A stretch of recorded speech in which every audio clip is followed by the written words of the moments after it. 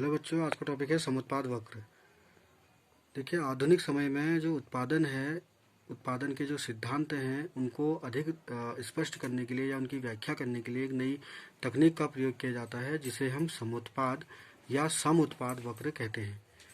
यह वक्र जो है दो परिवर्तित साधनों के, यानी कि जो उत्पत्ति के साधन हैं श्रम और पूंजी, उनके उत्पादन फलन को दर्शाता है। इन्हें हम उत्पादन अनधिमान वक्र भी कहते हैं, किंतु सुविधा के लिए इसे हम शॉर्ट में समुत्पाद वक्र के नाम से जानते हैं। एक समुत्पाद वक्र तटस्थता वक्रों की ही तरह होता है। जिस प्रकार से एक तटस्थता वक्र दो वस्तुओं के उन विभिन्न संयोगों को दर्शाता है जो उपभोक्ता को समान संतुष्टि प्रदान करता है, ठीक उसी प्रकार जो समुत्पाद वक्र है उत्पत्ति के दो साधनों के उन विभिन्न संयोगों को दर्शाएगा जो उत्पादक को समान उत्पादन प्रदान करते हैं। इसी क्रम में प्रोफेसर किरस्टेड कहते हैं कि समुत्पाद वक्र जो है दो साधनों के उन सभी संभावित संयोगों को दर्शाता है जो समान रूप से कुल उत्पादन प्रदान करते हैं। यहाँ पे आपको फिर दो चित्र बनाए हुए दिखाई दे रहे होंगे, चित्र अ और चित्र ब। चित्र अ में देखिएगा कि जो यदि दो साधनों के विभिन्न संयोगों जो समान मात्रा में उत्पादन करते हैं को हम ग्राफ द्वारा दर्शाएं तो हमें जो वक्र प्राप्त होता है वह समुत्पाद वक्र कहलाता है, जो नीचे की ओर दाईं ओर गिरता हुआ होगा। रेखा चित्र अ में देखिए कि समुत्पाद वक्र IQ को दर्शाया गया है। जो समुत्पाद वक्र में क्या हो रहा है कि दोनों साधनों में से जो साधन A है और साधन B है, एक साधन की मात्रा घटती हुई दिखाई देगी तथा दूसरे जो साधन है उसकी मात्रा बढ़ती हुई दिखाई देगी। किंतु जो समुत्पाद वक्र है वो एक नहीं होता है, बल्कि और भी हो सकते हैं या अनंत हो सकते हैं। विभिन्न समुत्पाद वक्र उत्पादन के विभिन्न उत्पादन स्तरों को दर्शाते हैं, जो कि दो साधनों के विभिन्न संयोगों को दर्शाएंगे और उन विभिन्न संयोगों से क्या होंगे, प्राप्त होंगे। चित्र ब में देखेंगे कि समुत्पाद वक्रों को दर्शाया गया है। इसमें भी समुत्पाद वक्र जिसमें IQ1, IQ2, IQ3, IQ4 उत्पादन के विभिन्न अलग अलग स्तरों को बता रहे हैं। जो ऊंचा समुत्पाद वक्र है ऊंचे उत्पादन स्तर को बता रहा है और जो नीचा समुत्पाद वक्र है वह निचले उत्पादन स्तर को बता रहा है। चूंकि जो उत्पादन है भौतिक इकाइयों से हम माप सकते हैं, इसलिए यह संभव होता है कि किसी समुत्पाद वक्र पर उत्पादन जो होता है किसी अन्य वक्र से कितना अधिक है या कितना कम है, इसको हम माप सकते हैं। इसी क्रम में आगे आता है कि समुत्पाद वक्र की मान्यताएं। जो समुत्पाद वक्र है यह कुछ मान्यताओं को लेकर चलता है। ये मान्यताएं इस प्रकार से हैं। पहली मान्यता जो समुत्पाद वक्रों की है कि सुविधा के लिए यह मान लिया जाता है कि उत्पादन दो साधनों से संभव होता है, यानी कि सुविधा की दृष्टि से हम या अध्ययन की दृष्टि से हमें मान लेते हैं कि जो उत्पादन हो रहा है अर्थव्यवस्था में वह उत्पत्ति के दो साधनों श्रम या पूंजी से ही संभव हो सकता है। दूसरा जो मान्यता है वह है कि उत्पादन की जो तकनीकी है, टेक्नोलॉजी है, उत्पादन करने के जो तरीके हैं उनमें कोई परिवर्तन नहीं होता है। तीसरा, जो उत्पत्ति के साधन हैं या उत्पादन के लिए जो साधन यूज किए जा रहे हैं वो छोटी इकाइयों में विभाज्य होते हैं। और चौथा आता है कि साधन की जो सभी इकाइयां हैं वह समरूप होती हैं, तो प्रत्येक साधन की इकाइयां अधिकतम कुशलता से आपस में मिलाई जा सकती हैं। इसके बाद आता है समुत्पाद वक्र की विशेषताएं। समुत्पाद वक्रों की जो विशेषताएं हैं उनको हम इस प्रकार से समझ सकते हैं कि पहली विशेषता जो समुत्पाद वक्र की है वह है समुत्पाद वक्र दाईं ओर नीचे की तरफ घूमते हैं, यानी कि जो ये वक्र हैं समुत्पाद वक्र ये दाईं ओर नीचे की तरफ घूमते हुए प्राप्त होंगे। दूसरा, ये मूल बिंदु की ओर उन्नतोदर होते हैं। तीसरा, समुत्पाद वक्र कभी भी आपस में एक दूसरे को नहीं काटते हैं। चौथा, एक ऊंचा समुत्पाद वक्र सदैव जो है ऊंचे उत्पादन स्तर को दर्शाएगा। पांचवा, ये वक्र कभी भी किसी अक्ष को आपस में स्पर्श नहीं करेंगे। और अगला है छठा, समुत्पाद वक्रों का आपस में समानांतर होना आवश्यक नहीं है। और सातवां है कि दो समुत्पाद वक्रों के बीच अनेक समुत्पाद वक्र हो सकते हैं। इसके बाद जो पूछा जाता है क्वेश्चन वो है कि समुत्पाद वक्र तथा अनधिमान या तटस्थता वक्रों में अंतर।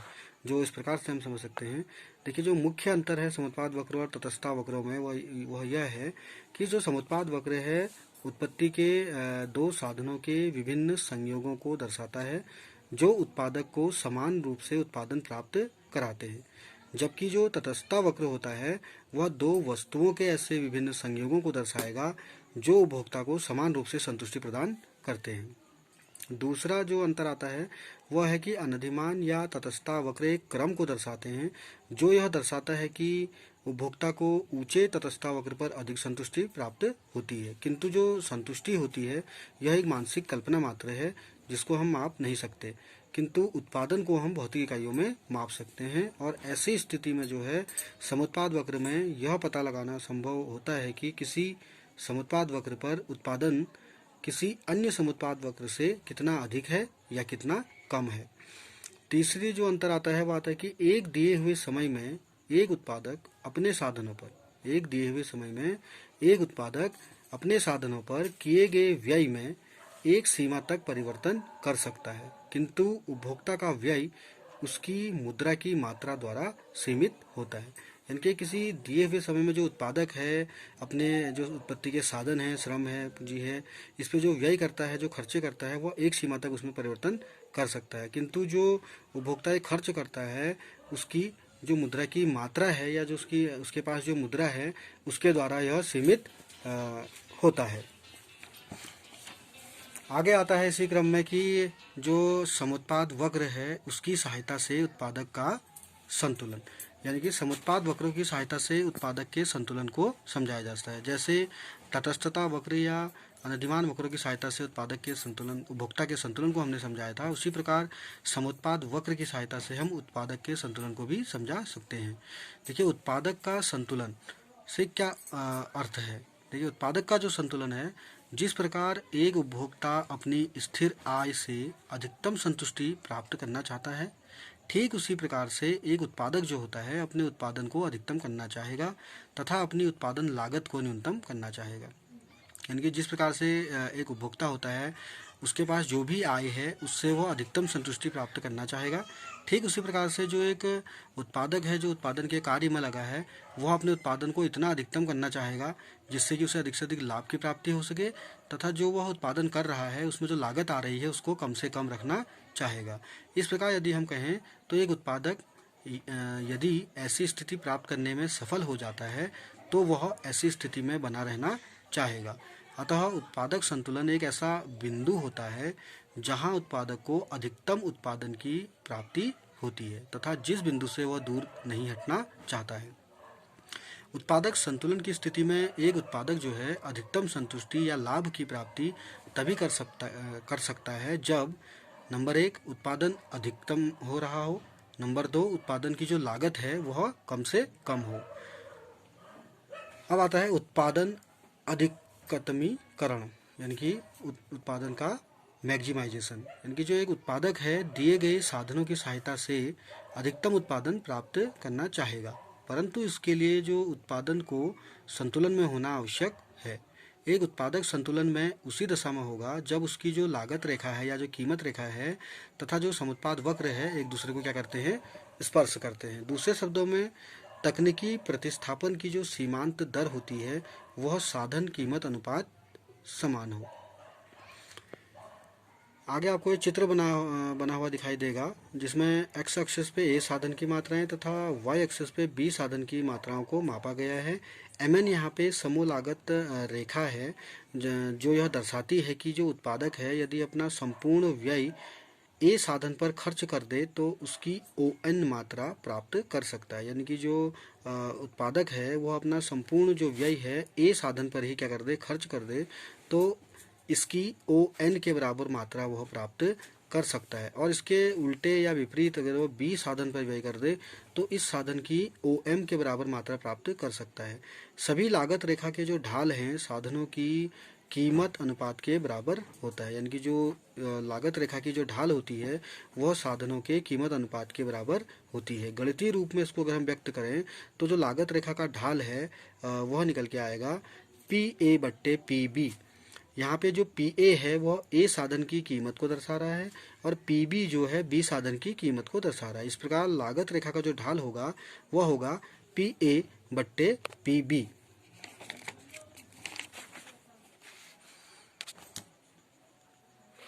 इसी प्रकार जो उत्पादक का संतुलन है उसको हम रेखाचित्र द्वारा स्पष्ट कर सकते हैं। फिर आपको ये रेखाचित्र इसमें दिखाई देगा जिसमें एक्स एक्सिस पे ए साधन की मात्रा, वाई एक्सिस पे बी साधन की मात्रा, mn यहाँ पे समूह लागत रेखा या कीमत रेखा को दर्शा रहा है। IQ0, IQ1, IQ2 क्रमशः समुत्पाद वक्र हैं जो उत्पादन के विभिन्न स्तरों को दर्शा रहे हैं, और जो ई बिंदु है यह एक संतुलन बिंदु को दर्शा रहा है। देखिए जो A B C D E आपको दिखाई दे रहे हैं, ये ऐसे बिंदु हैं जो इस समूह लागत रेखा या जो कीमत रेखा है इस पर स्थित हैं। यदि हम बिंदु ए व बी को लें, यदि हम बिंदु ए व बी की बात करें तो जो उत्पादक है ए बिंदु के मुकाबले बी बिंदु पर रहना चाहेगा, क्योंकि जो बी बिंदु है ऊंचे समुत्पाद वक्र पर क्या है, स्थित है। इसी प्रकार जो उत्पादक है डी बिंदु की तुलना में ई बिंदु पर रहना अधिक पसंद करेगा, क्योंकि जो उत्पादक है वो इस ई बिंदु पर क्या होगा, संतुलन में होगा, और जो ई बिंदु है यह अधिकतम जो समुत्पाद वक्र है या फिर ऊंचा समुत्पाद वक्र कहिए या फिर ऊंचे उत्पादन स्तर को दर्शा रहा है, क्योंकि यहाँ पे जो समूह लागत रेखा mn है वह समुत्पाद वक्र IQ2 को क्या करती है, स्पर्श कर रही है। दूसरे शब्दों में इस बिंदु पर जो ई है तकनीकी प्रतिस्थापन की जो सीमांत दर है MRTSAB साधन कीमत अनुपात PA/PB के बराबर है। यानी कि जो इस प्रकार निकल के आएगा कि लागत रेखा का जो ढाल है इक्वल टू PA/PB, जहाँ PA हमारे पास साधन A की कीमत और PB हमारे पास साधन B की कीमत को दर्शा रहा है। तो ये था आपका समुत्पाद वक्र, उसकी विशेषताएं, समुत्पाद वक्र और तटस्थता वक्रों में अंतर, समुत्पाद वक्रों की मान्यताएं, और समुत्पाद वक्रों की सहायता से उत्पादक के संतुलन को कैसे समझाया जा सकता है। इसके बाद आता है जो अगला टॉपिक आप पढ़ेंगे वो आएगा समुत्पाद वक्रों की सहायता से जो पैमाने के प्रतिफल के जो नियम है वो निकल के आते हैं, उनकी बात हम करेंगे। धन्यवाद।